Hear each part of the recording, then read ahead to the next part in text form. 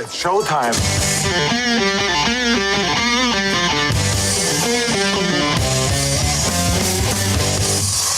Oh, yeah. It's Carl Hamburger with a large menu today. How you doing, Carl? I am very well. How you doing, buddy? Pretty good. I love the Billy Corgan, Gene Simmons as a guest on Billy's podcast. I thought Billy does a great job, doesn't he? Yeah, Billy started a new show called The Magnificent Others with Billy Corgan. And he's had some interesting guests. Wolfgang Van Halen's been on there, Tom Morello, Sharon Osbourne. But I was definitely interested in his conversation with Gene Simmons. And Gene, why does Gene have to impress us with his intelligence every time he talks to someone? Because he wore face paint for an entire decade. So now he has to prove that he's smart.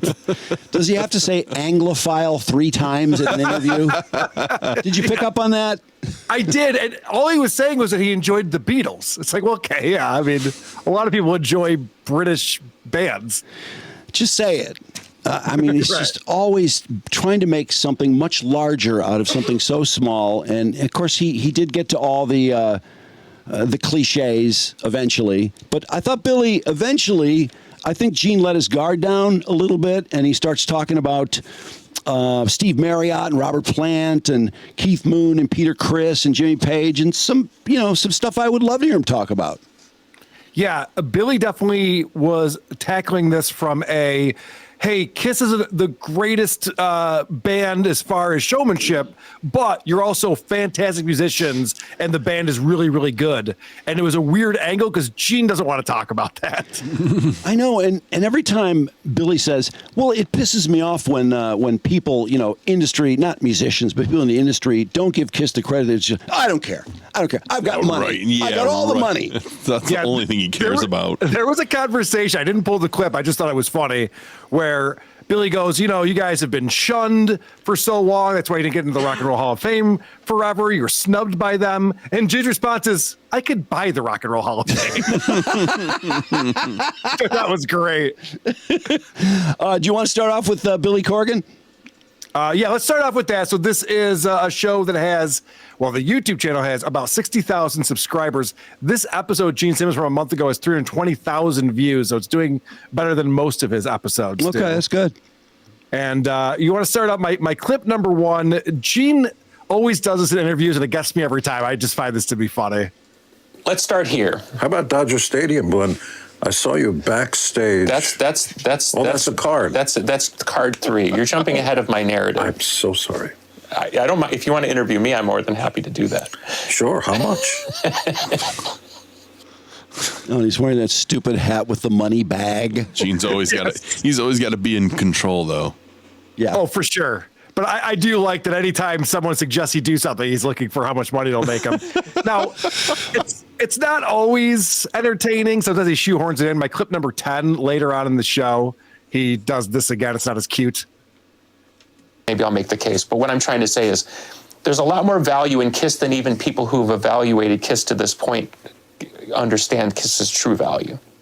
That's kind of what I'm after. Did I make any sense there? Sure, but I prefer to make dollars. Ow, that's another one. So exhausting. It's such a cornball. It's just exhausting. Incorrigible. Well, I got to say, the Gene Simmons from a decade ago, 2 decades ago, where he was just promoting merchandise the whole time, was very boring and tedious as a guest. I like him better now. Don't you love that Billy brought up that you'll take a box set to somebody's house for how much? Yeah. What did he say? $250,000 he's been paid? Yeah, he said, well, it's gone up. Oh, jeez. Yeah, it's gone up. I think you do it for less. Well, speaking of that, Drew, one of the conversations they have early on is, of course, they had the final Kiss concert at Madison Square Garden, and at the end, they announced this new era with, like, avatars of Kiss. Oh, yeah. And so they sold their likeness to this company, this Swedish company, Pop House Entertainment Group. And there was a big announcement around it. They said it was $300 million that they sold Kiss's likeness for. And so Gene's going on and on about virtual reality and the Sphere in Las Vegas and all the stuff that you can do. So my clip number 2, he has to let Billy know that he actually made more money on that than was reported. You will be blown away. Isn't it? obviously there's the business, and there were a lot of headlines about what you guys got to sell your likeness, and I'm interested in that. But I'm actually The numbers were not accurate. Smile. I'm impressed either way. But Pointing up. God bless. Doesn't that usually work the other way around when people say they're not accurate because they want to make it look like it was less? Yeah. What an Not asshole. Gene. No. He's like, you think I'm only taking $300 million for Kiss's likeness? Forget that. Just in the bottom line that Gene always wins. Yeah. Yes, for sure. My clip number 3. So Gene finally lays it out. Like, what is the reason for existing? Like, why is Gene Gene? I don't suffer fools lightly, or whatever that phrase meant, which is all my life I've heard hippies, well-intentioned though they may be, I just want enough money to get by. I said, I'll make a deal with you. Any dollar you make that you don't think you need, please give me, because that's going to make me happier. I will never have enough money, power, or anything else, because that's what life is about. Wow. How long is that going to hold up, Carl? Wow.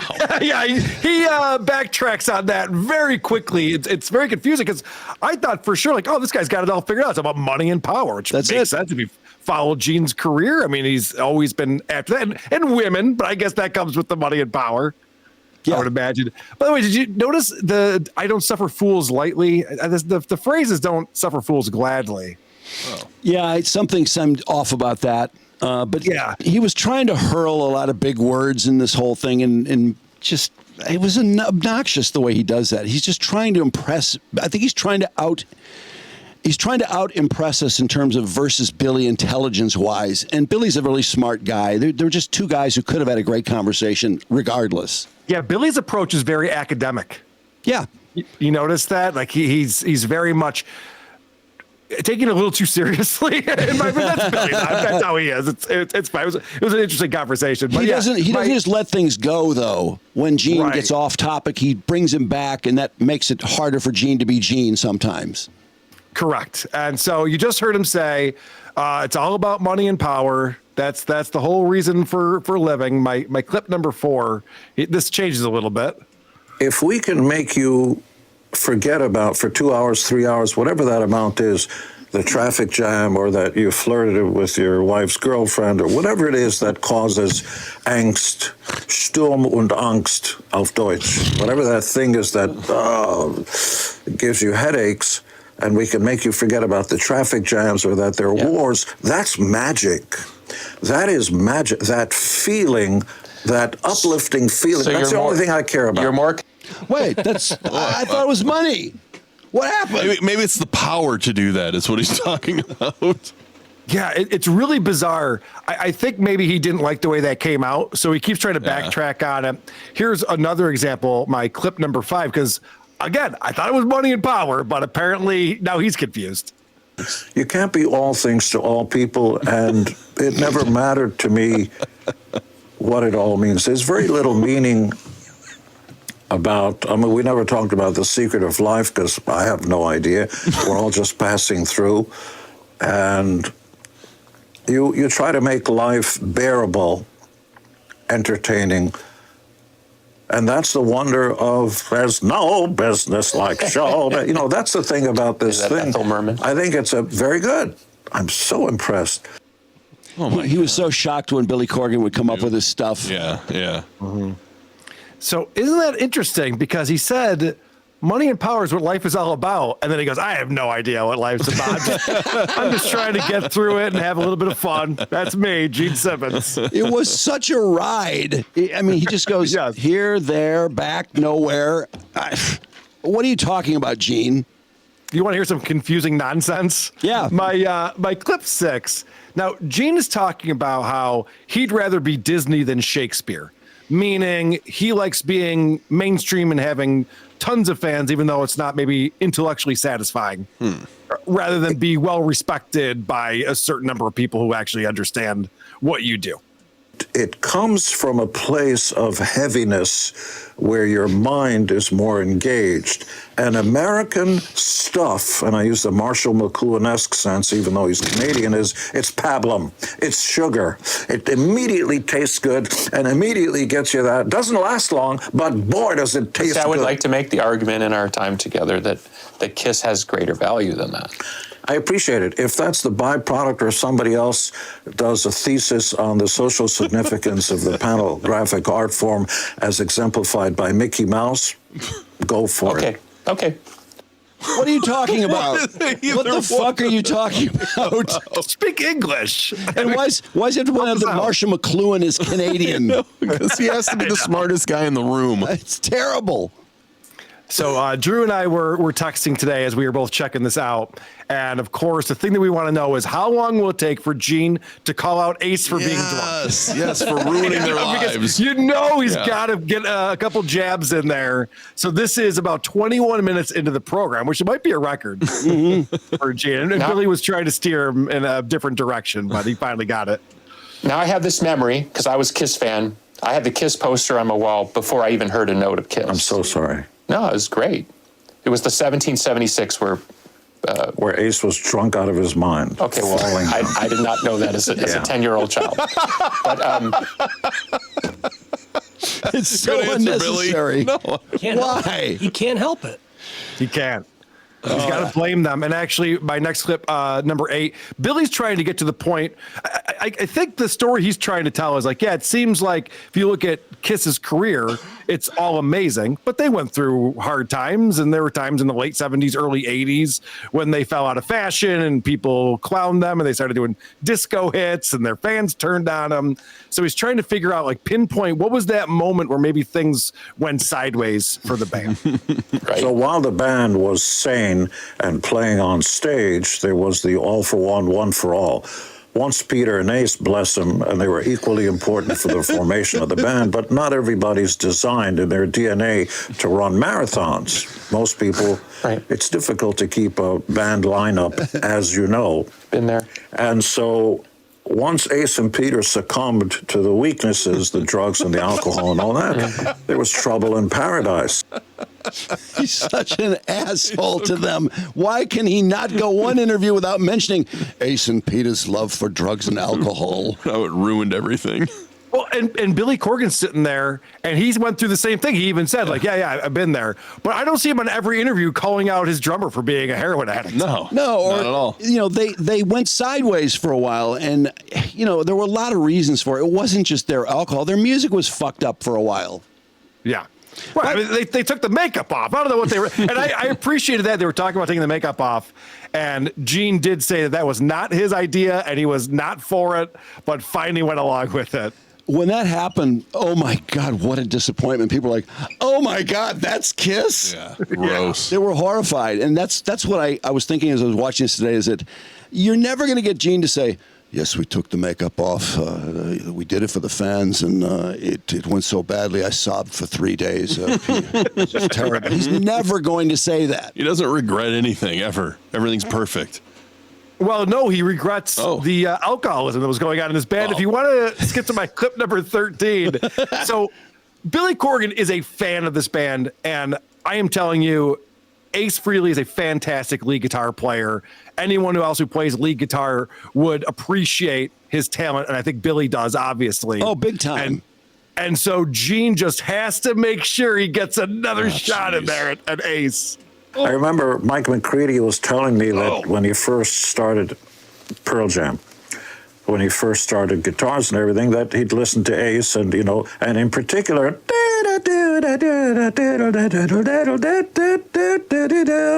was one of the first solos he learned from a song called She. I said, Mike, I don't know how to tell you this, but that's note for note guitar solo from The Doors. Ace liked it so much, he just reproduced it. He goes, no. I didn't know that. I learned something. Oh, God, that hurts. Oh. And Billy Corgan's even embarrassed to find this out. Yeah. What a dick move that is. I know, and he had just made a couple compliments about Ace. I think he had let his guard down by accident. And they realized, oh my God, I'm saying nice things about Ace. I got to think of something. Yeah. Oh, you know that guitarist that you like? He ripped off his guitar solos. He stinks. I know Mike McCready had to just be so deflated by that. Right. It's like, I'm sorry I brought up the guitarist in your band, Gene. I should have known better. That was dumb. And Peter Criss, I don't know if you had kept any clips from that, but Gene just couldn't say he's a great drummer. He just couldn't bear to say that, or even say he's a good drummer. No, he was complimenting him a little bit. He said that because of his style, that's more of a swing style of drums and not a straight ahead rock drummer, it actually helped Kiss be more unique than the other bands that they were playing with at that time. So I thought that was almost like a compliment. But he also said that, Paul would be up announcing they were going to play this song that was a big hit or something, and Peter Criss would say, how's this go? Oh, God. Really? He is always bashing those two guys. He will not let it go. No. All right, so my clip number 9 here, Gene is just being difficult because the interview starts off with, so you had your final concerts at Madison Square Garden. So we know how the end of Kiss, we know you guys started in the early 70s right there in Manhattan, and then you end it right there in Manhattan all those years later. So we know how this whole story played out. Now we can look back at it in hindsight and talk about it, and Gene's just not having it. Not to get into a deep psychological discussion. No, go ahead. No, okay, great. Thank you. Gave me permission now. We know how the movie ends. We started with how the movie ends. You don't know how it ends. The beginning, the end is the beginning. The death of a caterpillar is the beginning of the beautiful butterfly. We're in the cocoon stage. You Okay. just wait. Rebirth. The phoenix rises from the ashes. But so 79. I got to write this stuff down. This is really good stuff. It sounds. We'll get to someone to transcribe everything. Does that remind you of Ted Nugent at all? Yeah. Just sayings. Just great taking phrases. through the cycle of life for no reason? Yeah. Yeah, it's like, no, Kiss played their last concert. Can we just agree on that? We already talked about it. Yeah, but the Gene Simmons band is still playing. That's the butterfly true. now. Is that what the butterfly is? Apparently, yeah. It's just the self-importance is, Yeah, but it's that's embarrassing. Gene. You know what you're getting. Well, I do know what I'm getting. I'm getting some fantastic lyrics in my clip number 12. Gene is talking about one of his favorite parts of a song. I've got nasty habits. It's a fine line. So many girls and so little time. When love rears its head, I want to get on your case. I want to put my log in your fireplace. See, now that's poetry where I come from. And the fans hated it. Do the fans really hate it? I Embarrassing. don't think I know that song. It's not great. Oh, jeez. He wanted to get that out so bad. Yeah, he's very proud of that one. All right, I have one more clip on here because we've been hearing about what Gene cares about, money and power, but he's not really sure what it's all about, but he wants people to forget for 2 hours about their problems when they're at a Kiss concert. And then this is completely different than all of those things. I'm shocked. The only thing I care about is a brand new 5-year-old who experiences Kiss or the imagery, even if it's not the music, just somehow gets seduced and beguiled by that My thing. son is 8 years old, and when he was 5, I showed him a video of you guys. And I said, that's Kiss. That's the magic for me. The only thing he cares about is that 5-year-olds like this band? It's so weird. There's so many quotes in this interview, like, I'm the luckiest man that's ever stood upright. It's a great day to be above ground. Yeah. Yep. Oh, boy. Well, Billy, I got to say, though, I think Billy is going to be really good at this. I do too. He's been very interesting lately. Of course, all the stuff with Bill Burr, and he's been making the rounds on podcasts. He had Howie Mandel on this show. He's been on Howie's show. He's very likable, and he's very smart, and he's not, I don't take him as pretentious, really. And I really felt like he was trying to get out of Gene what I would like to get out of Gene. And I think he's going to do that with musicians, and I like hearing musicians talk. Myself. I mean, when you see big stars talk to each other, it should be fascinating, and it can be. It just depends on who's talking. Billy's interesting too. I heard him on Howard Stern many years ago talking about experiencing shapeshifters. He has witnessed shape-shifting creatures in his life. Yes. Yeah, it kind of reminds me of like Sammy Hagar has been abducted by aliens, or when you get these guys who have everything to lose and they still talk about this shit, like, Yeah. that's weird. What's going on there? He doesn't need more attention. He doesn't have to make shit up, right? I thought it's kind of funny, too, that you've got these two musicians who have put out so much music and so much of it's loved by the same people, and yet Gene never gets into Smashing Pumpkins music or anything like that. I bet you can name a song. He made a really brief run at it and just kind of backed off, and he never brought up anything else besides Kiss and what Billy was asking him. I mean, wouldn't you think he'd have a question or two about Smashing Pumpkins, or 3 or 5? He No. wasn't getting paid to interview Billy. That's true. He made that very clear. That's right, yeah. Oh, God. No, Gene, he is not interested in what other people are up to. I've noticed that, and I mean, that's obviously not a amazing statement to make. He is not inquisitive with other people. He just wants to talk about Gene. No, I can't picture Gene Simmons with other musicians, because you would think other musicians are used to being the center of attention too. He did tell the story about Steve Marriott when he said, "Steve, you haven't been around," and Steve's like, "Where you been?" And Steve says, "Up your mother's bum." Yeah, because he took it as an insult, like that he had been putting out music when Gene was really just like, "Oh, I haven't seen you in a while." Oh, all right, well, oops. But Gene appreciated it. He said he did, because Gene loves anything that happens to him. It's always great the way he wanted it. Correct. Because he's sober. Did he mention that? Yeah, clean and He's never sober. touched drugs or alcohol, and so he remembers everything that happened. And That's why his hand doesn't move. I know. Right at the beginning, he had to show off that his hand, he could hold his hand still. Yeah, and no one ever gets a disease or something that would cause your hand to move unless you abuse drugs and alcohol, apparently. Yes. I think his experience with drugs and alcohol is just two guys from his band. Yeah. Yes. Seems to be every reference that he has. All right. Well, speaking of drugs and alcohol, Stuttering John did his last ever show this past Sunday. I don't know if you caught it, Drew. What does this mean, last ever show? What? This is like his 10th last ever show. No, guys, this is the real last ever show. We'll Okay. never see him again. And this is a show about politics, I take it? Well, here's what John did.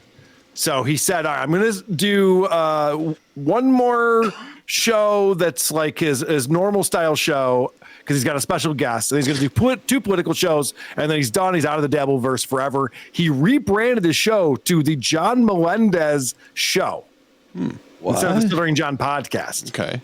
Who's going to know who John Melendez is? Well, Everybody. I'll tell you, you can't find these. You already take these videos down, so if you wanted to find them, you couldn't. But he had Richard Roper on before the Academy Awards. Then he did his political show the next weekend, and then this past Sunday, he comes on to do one more. And I have a couple of clips from that, because if you guys know anything about John, it's professionalism. This guy, if he's going to end this run that he's had, he's going to do it the right way. I do want to point out that before you play the first clip here, at the very bottom of it, he has a crawl that he says, "My last show, John will not read or put up any Dabbleverse related super chats. Management." Sign the management. I don't know if you were going to mention that or not. That's hilarious. It's ridiculous, because he writes "my last show." Signed by the management. That's a great point. Yeah. Yeah. My last show, John, management. Yeah.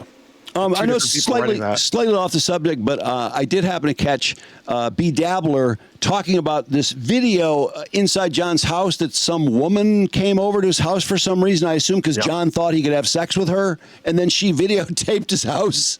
Yeah, she was holding her phone and videotaping the whole time, and John didn't know that. Oh, so you get to hear him giving her the tour of the house. I think John could charge for this. The Stuttering John Museum that is his house, there's literally cat shit on the floor. Did you see his bed, Drew? Yeah. Crumbs. There's it's covered in this white shit all over, and I guess what people realize is that it's kitty litter. Because the cats, like, he doesn't change the litter, so it's gotten very wet and sandy, and so the cats just track it all through the house and rub their paws all over. Oh, I thought there were crumbs on the bed or something. I couldn't know what that was. It's a disaster. But as far as his walls, isn't it just stupid memorabilia from his radio and TV life? I mean, there's not like family pictures or pictures of his kids. There's not a single photo of any family member, but there is him and Crazy Cabby for the Cabby boxing match that he had. There's some New York Post article that's framed, and it still has the advertisement on the bottom of it and everything, but that's up there on the wall. He's got his movie poster, one too many. Wasn't there something that someone gave him, something of semi-value? Yeah, there's a Phantom Menace Star Wars Episode 1 poster that's signed by George Lucas. Oh, okay. I think He's got a Pulp Fiction poster and a Jaws poster, and the only reason why he has those, they're just generic movie posters, but it's because they're conversation starters for girls who come home, because he once directed Quentin Tarantino in a cold open on the Tonight Show. So they'd be like, oh, you like Pulp Fiction? Actually, it's a crazy story. Oh, God, that's heard. So, Carl, I didn't really get a look. I could hear the girl talking, but as I was listening to her, I thought, okay, she must be cute enough that John would fuck her. Is she cute? Yes. Yeah, FK Mammy. Yeah, she comes to the different Dabbleverse events. Okay. She's a very good-looking girl. That's what I assumed. So John obviously thought something was going to happen. It didn't, and she got her tape. And so now he must be livid about this. Oh, of course he is, yes. Well, it's so funny, too, because she comes into the house, and she played it very well. She's like, wow, did you clean up for me or something? And John goes, no, I didn't. There's literally 12 empty Michelob Ultra cans on the coffee table. I said, Carl, it looked cleaner to me than I expected. I really expected less. That's not a good sign. Well, I mean, the floors look nice. He had nice marble floors, it looked like. Yeah, but it's a brand new house. It shouldn't be that difficult to keep clean. True. But he's in there by himself, too. I wouldn't be surprised if he did tidy up a bit for her, because there's no reason for her to come to his house if he didn't want to get laid. None. Right. And he didn't know she was coming back to the house. I don't think he tied it up for her, but you could be right. Maybe it's worse than that usually. Is there any history between these two people? No. Okay. I think FKA Mammy is spoken for, too, if I'm not That's never stopped John. That wouldn't stop John. No, I know. He wouldn't care about that. No. So let's talk about this final show. And by the way, if you want to watch that video, it is up on YouTube. Somebody posted the whole thing. And yes, Speed Dabbling Live also went through it pretty with a fine tooth comb. Yeah, and John is so in his element. He's trying so hard. I mean, when he's trying to impress someone, it's just, it's irresistible. It's so funny. He's showing off his art. Oh, God. Yeah. And like he goes, you got to see this. I call it art in pieces, but PEACE. Because he ordered all this shrapnel from different wars off of eBay and then created a peace sign with the shrapnel. Oh, God. It's so stupid. He's so deep. It's so stupid. It's like a childish kind of art exhibit. And he's got like a couple other things too that are like that. And Mammy, when he goes, oh yeah, this is my art, she goes, no, I know. You have to tell me. Like, completely just shut it down immediately. What was he showing off on that podcast you showed him on? Was maybe from 2015 or 14 or something. He's with I think it was a guy and a girl. The girl had big boobs, and John was at their place, and he showed them it looked like it was a peace sign. Was that? That wasn't that, was it? Wasn't some other? It was. It was. Yes. It was that, because the story was that woman who was very attractive had been over to John's house. Or whatever he was living at the time, and she's like, oh yeah, John, you showed me your art. So like that's part of the tour, I guess. You get the art. There's no way she put out for him. No way. Definitely not. No way. Definitely not. All right, so getting back to John's final show. So this is 22 minutes into the show. Now, his first guest was supposed to be this trans woman, Ava, who I guess was a little bit late. So John didn't know what to do. So instead, he just tried to remember every person who's ever been on his show and say their names. So it's literally just him listing people's names. Now, my name was not brought up. I've been on his show, but whatever. I'm not too offended by it. He's just listing all these names. So now 22 minutes in, he decides, oh, you know what? I should grab my phone. Okay, that's about, I can't keep doing it. And all right, let me just get my phone, and then we'll get the show on the road. Oh, it's professional. Well, I need my phone. So I've sped it up to 6x speed here. This is how long he's gone. Oh my God, he's still gone. All righty. So now let me bring on. Whoa! Well, you wouldn't have a great Stuttering John show without shit crawling all over the place. So here we go. No, it wouldn't. He comes back. Why does he not have his phone with him? Why does he need his phone? I don't know. But he comes back, knocks his guitar over. No one starts a show without their phone. No one. Well, and then at another point, he gets up. Let's start. So he finally gets on Brian Karem. This is his big guest who does the political show with him. And they've been doing this a long time, John and Brian. They should be pros at this point. So here is the great Brian Karem. Hey, Brian. Brian. Brian. Brian. He yells louder. Word. Brian. Just yell louder. Brian. Yeah, yell through his mute. He's waving his hand. Brian. Brian. He can't hear me. Yeah, Lewis. clearly. Oh, really? Lewis, Mom. It reminded me of that Family Guy episode. He just go, Brian. It's like, It's yelling louder. yeah. What do you think? When he started waving, I just lost him. He's obviously not looking at the screen, John. He would have seen you. Oh, my God. How long did it take to get Brian's attention or get him on? Oh, you're gonna find out because my next clip, he's still having issues with him. Oh, he's calling him. All right, do you hear me now? I can't hear you. Why'd you hang up the phone? Can't hear you.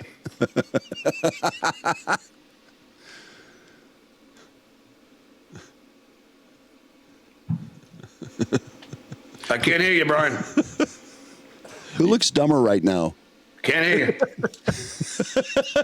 Hey, you get it sorted out. I'm going to go put the AC on. What is you guys? You guys sort this out. It's your show, John. What are you talking about? Well, he was calling. He was talking to him on the phone at the beginning of that, right? Yes. So why did he Yes. hang up then? Walk him through what the issue is. John has no idea. He's just Okay. like, I can't hear you. But why does John need to turn his AC on? Because he's sweating bullets because Brian can't hear him.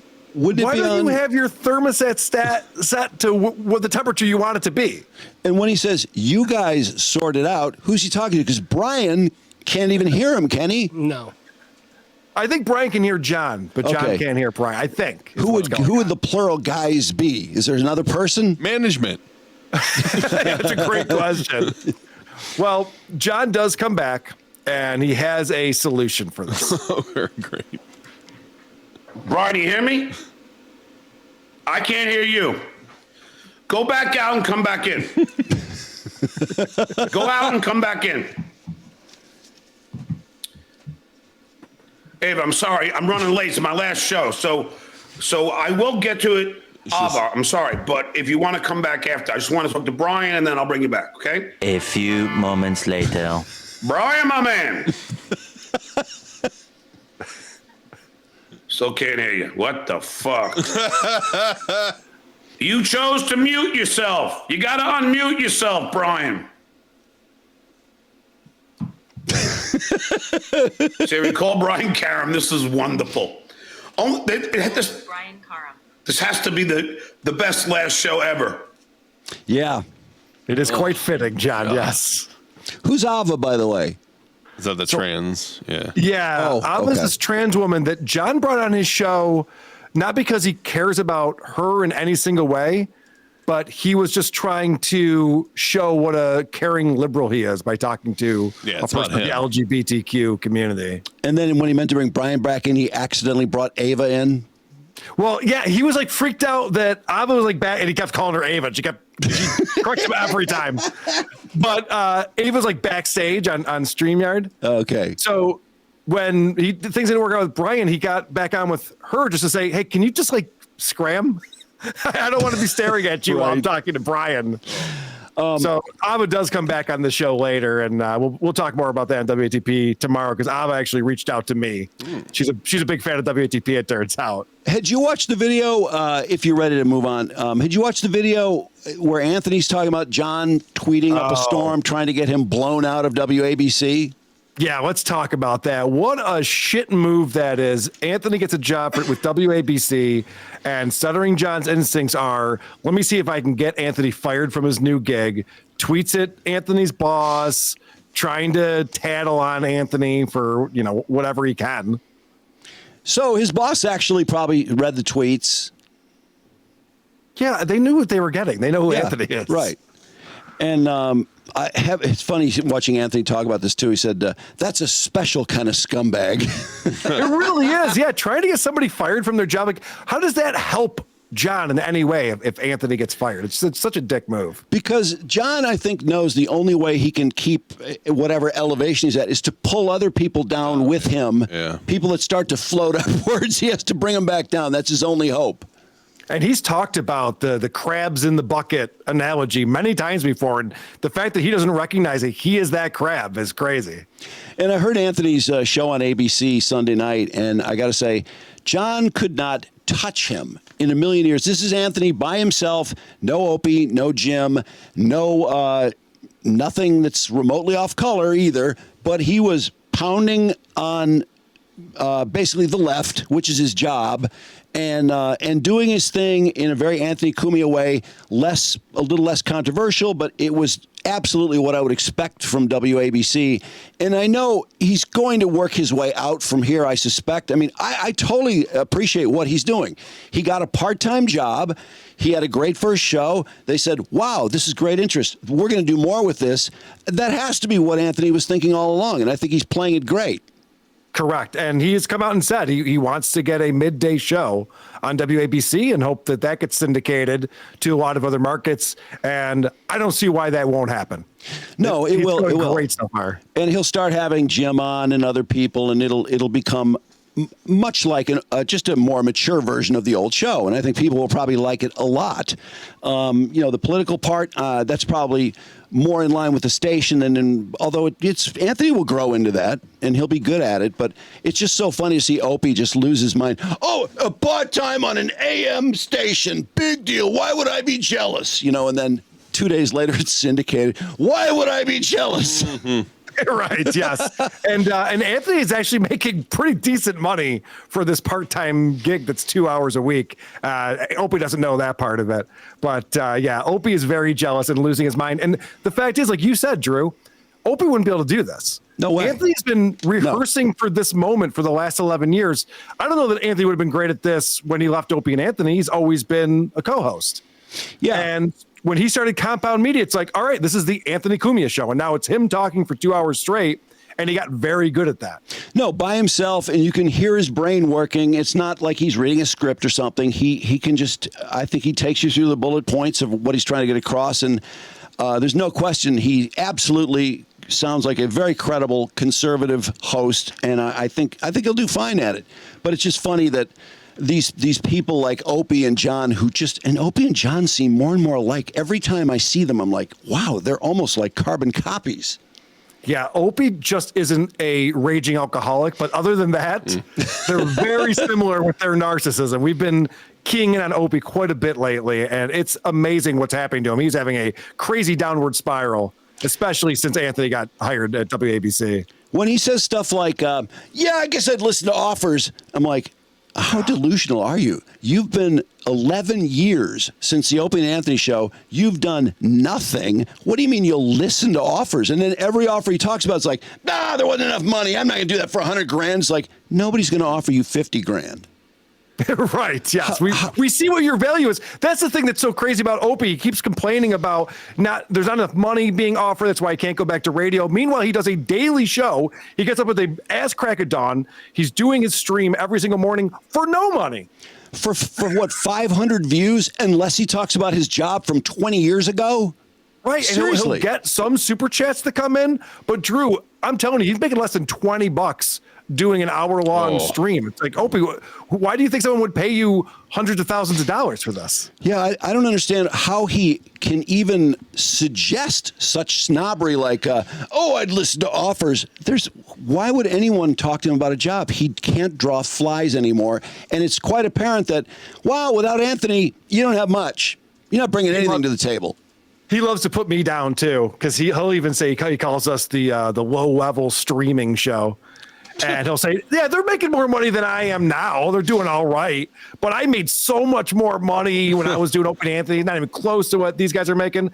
It's like, yeah, but we're having fun and you're losing your mind. Yeah, and the zeros are adding up. You're putting up new zeros every year while other people are making money. And it also looks like the money you made, like I get the impression that Opie and Anthony made the same amount of money, which is like, what? He has to be the most overpaid person for offering less than anyone in the history of entertainment. If he made $4 million a year, I can't imagine what it is because he can't draw anyone now. Nothing. Nobody. And he's going after everyone. I just saw a clip where he was going after E-Rock, Eric Nagel. What? And so I reached out to E-Rock. He's going to come on WATP tomorrow to address that with us because Opie can't help himself. He's lashing out at every single person he used to work with. He hates them all. I would listen to E-Rock's podcast. I would much rather hear E-Rock on your show or on his show than I would watch Opie. I'm being totally serious. Because he actually preps a show and talks about topics and has takes on it, whereas Opie just fires up the webcam and just starts talking to the chat. He's got nothing. But piling on people that, were working in jobs as underlings for him all that time. I mean, what? Why are you doing that? What's wrong with you? He goes, E-Rock was going nowhere in radio, and I gave him his big break, and he never would have had a career if it not for me. It's like, Jesus. Wow. That is a certain type of personality disorder to come on and say things like that about people that you worked with. And I understand he hired him and gave him the job, but did Eric not do a good job? He was a producer of that show for a long time. No, the show did great. The guys that were behind the scenes, it seemed like they did a great job. From what I listen to now, the Jocktober and whatnot, it seems like Sam and E-Rock and all those guys were a big help. And the general personality of the show worked. I mean, there was a feel about all the people in that show. And that's why I can't understand, he can't even put together a couple of the people from the past to maybe at least give the feel of the old show and maybe draw people in that way. But he apparently has no friends from the show. Everyone hates him. and I get notes from people who used to work with them that, they don't want me going out and airing this kind of stuff. But it's incredible how he's burned every single bridge. It's not just that he lost touch with people that he used to work with in the radio business. They actively dislike him and want nothing to do with him. And yet his big buddies are the people at this bar. What's the bar? Gebhardt's. That's it. He's trying to make stars out of Benny the waiter or, so-and-so, the coat lady. I mean, what is he doing? Are you kidding me? You're not good enough to do that. Yeah, the most recent episode of WATP, we really broke down this show that he does from the basement of this bar in his neighborhood. And he has the owner on who's like his sidekick on the show. And then, there's like Ron the waiter, and there's these guys who came up from South Carolina, and he brings them on as if it's an actual legit late night talk show where, okay, guest number one, thanks for coming on, guest number one, guest number two, come on up. It's bizarre. And it doesn't get any, what does it get for views? I mean, less than 500. I'm surprised he's still doing this. Does he just think it's going to go up 100-fold one day? He's going to wake up and, oh my God, a lot of people listen to it. It's weird. I think he is auditioning for some type of broadcasting job because he will not swear. He wants to make sure that the people who are watching realize he's ready to go right back on radio or TV or whatever the offer is. But he would be better off if he swore every third word and had 100,000 views versus having 600 views and not swearing. Because you look at the views and you go, why would anyone hire him? Yeah. That's a great point. WABC hired Anthony. It's not because he cleaned up his act. No. Oh, my God. Really good point. All right, Drew, I don't know what you got as far as time goes. I brought a couple woke dad. By all means. LGBTQI, LGBTQI, LGBTQI. My man. All right. So Obviously, yesterday was St. Patrick's Day, but it was also a special day for woke dad's gay daughter. Today is one of the most special days on my calendar every year. And no, it's not just because it's St. Patty's Day. It's also my daughter's birthday. And from the moment that she was first born, looking out that window, facing north, holding her in my arms, I made her a promise. And that promise was that I would always keep her happy, healthy, and safe. I didn't put any other stipulations on it other than that. I think that's my responsibility as a dad, as a parent, is just to keep my kids happy, healthy, and safe and let them grow into the people that they want to be. When my daughter told me at 3 years old that she was going to marry a princess, I believed her. I listened, but I never forced any ideas on her. I never encouraged her to be like me as a straight dude. I just let her be herself, and I kept her happy, healthy, and safe. To this day, that hasn't changed. Her idea of who she's going to be in love with someday hasn't changed, but if it does, I don't care. I don't care even a little bit. I will be there to make sure that she's happy, healthy, and safe. That's our responsibility as parents, to love our kids unconditionally and keep them safe. Boy, most parents don't even try. If the kid's born, they're just like, I don't give a fuck. Yeah, right. I just like how he made the birthday wish about him and his parenting. I'm disappointed in Mark and Brandon. You guys have kids. You never come on during their birthdays and pat yourselves on the back for how great you are as a father. Fucking weird. Is that bizarre? That's the way he thinks. No. And she said she wanted to marry a princess at 3, and he went, oh my God, you're a lesbian. Congratulations. Give me a hug. It's so ridiculous. 3-year-old. And she still wants to marry a Disney princess, so that's not good. Might have some issues with that. Asshole. I know he's so proud of himself for what he does for his daughter. There's no better parent. Guys, just ask him. As you know, my buddy Dan, woke dad, lives in central New York. It's a pretty rural area. And he's constantly talking to trans people who show up in his mobile coffee shop. We have another example of that. About an hour and a half ago, I had a trans woman show up at my mobile coffee shop window, and someone I know.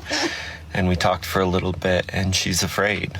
She is afraid that she's going to be forced to detransition because the way things are going right now. And what do I say to her? What comfort do I have for this woman? That's crazy. Here's your coffee. I can't say, don't worry, they would never do that. That would never happen. I can't say it. I can't promise something that isn't true. You asshole. So I tell her the only thing that I know how, which is, I will fight for you. My local business, my small business, has taken a big hit because of potential tariffs, the increase in coffee prices. Oh, no. Oh. And because a lot of my customers are immigrant workers, and they're sounds like afraid Trump's right fault. now. Mm-hmm. They're afraid right now. Right. Kids are afraid to go to school. What? Kids are afraid to go to school. Children of immigrants are afraid to go to school. They're afraid to go to school not because of the traditional reason in our country, but because they're under attack from our government as well. Oh, no. Trump just ruined everything. When is enough? What's he talking about? Everything he's talking about, Trump did to him. Everything. I love the fact that we have this this trans person who's like, oh my gosh, they're gonna make me detransition. Yeah, and he's I think I don't know so. what to say. I would have been like, maybe you'll get a bigger dick this time. They probably didn't keep yours around. Like trade up or something. But Carl, instead of assuring him, oh, don't worry, he's like, oh yeah, they probably will. They probably will. But I'll fight for you. I'll keep you healthy. Hey, what was it? Happy, healthy, and safe. Yes. As kids. Have you heard anyone say, we're going to make people detransition? Has anyone said that? Who's going to sponsor that legislation? I I'd haven't love heard to know. I mean, I'm paying attention. I haven't heard that. Maybe I missed it. No, but instead, Dan's just like, yep, that's probably what's going to happen. Yep. I agree No, with you. You're fucked. I don't know if you know this, but children are afraid to go to school right now. Oh, Mommy, please don't make me go to school. Yeah. Are the administrators coming in and just being like, all right, bullying is back on. Trump has said, name calling, anything you guys want to do, have at it. Let's beat up the sissies. If ICE comes in, we're letting them right into your classroom.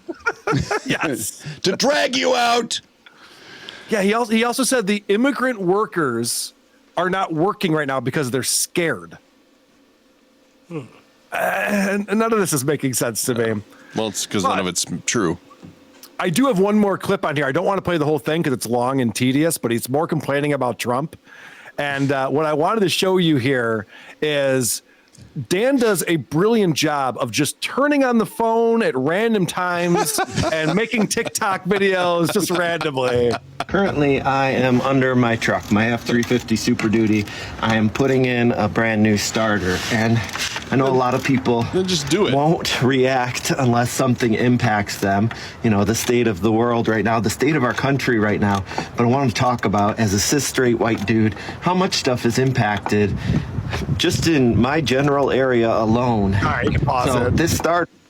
So he's going to go on to say the starter is imported from Canada, so that's going to be more expensive. And just it goes on and on. Every single thing that's happening to him is because of Trump. I just saw a poll that said that more people think the country's going in the right direction than in the last 30 years or something. So it's weird that everything Trump does is terrible for him, yet somehow there's a lot of people that think the country's going in the right direction. How many people in that poll had to put a new starter on their truck? Yeah, and pay a big tariff on it. Film it. Right, yes.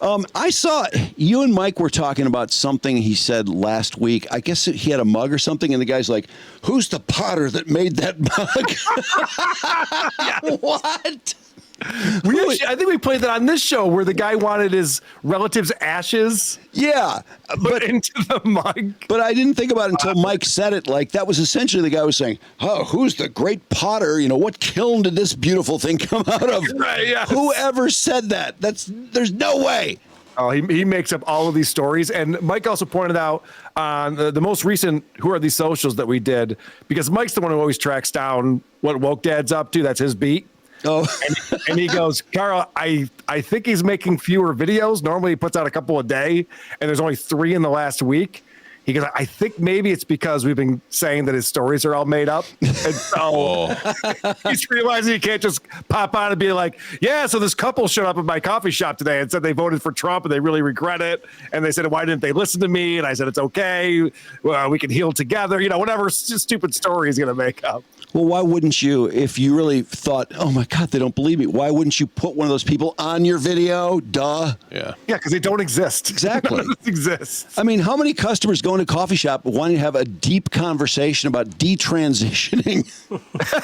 What? Especially like a drive-through mobile coffee. It's like, yeah, just make the latte. I got to go.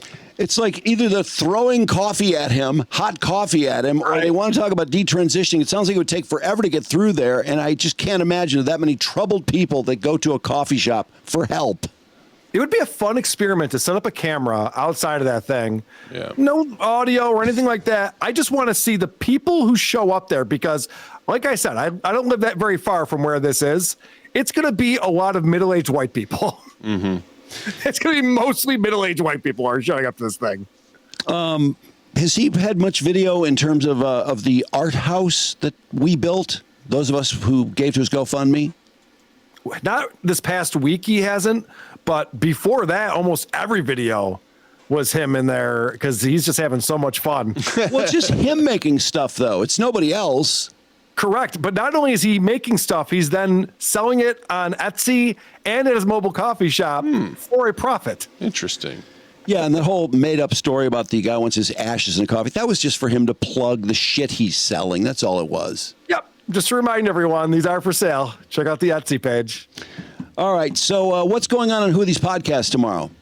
All right. Tomorrow, 5:30 Eastern time. This is Wednesday. You can watch us live. We'll be up on our YouTube channel, and we'll be talking about Soul Boom with Rainn Wilson. Oh. Rainn Wilson from The Office. Sure. Is another one of these guys who started a podcast where it's a one-on-one conversation about mental health. Oh, no. I know. All these idiots do this. The sarcastic Rainn Wilson is succumbed to this? Oh, my God. Just do an Office show. Well, that's already been done. I think they scooped him on that, unfortunately. I guess. Okay. And then what else going on? You got Hackamania, and you've got an event at you're doing a gig at the house in Florida in April? Yeah, so we're doing a thing. I'm teaming up with the Shuley Network, the Uncle Rico Show, and all the people from WATP, and we're going to be staying at a content house in Florida This is April 11th and 12th. So we'll be streaming on our YouTube channels and stuff like that, but we're actually going to have a couple of behind the paywall episodes of Who Are These Podcasts and the Uncle Rico Show and a viewer film festival that we're doing as well. Go to dabblecon.live to get the tickets for that and to learn more about that. But it's very exciting. It's season 2 of the Kate Meany tapes. Kate Meany recording all the phone calls with Stuttering John will finally be unveiled at Dabble House. Looking forward to that. Good deal, Yeah, it's gonna Carl. be fun. We'll be watching tomorrow.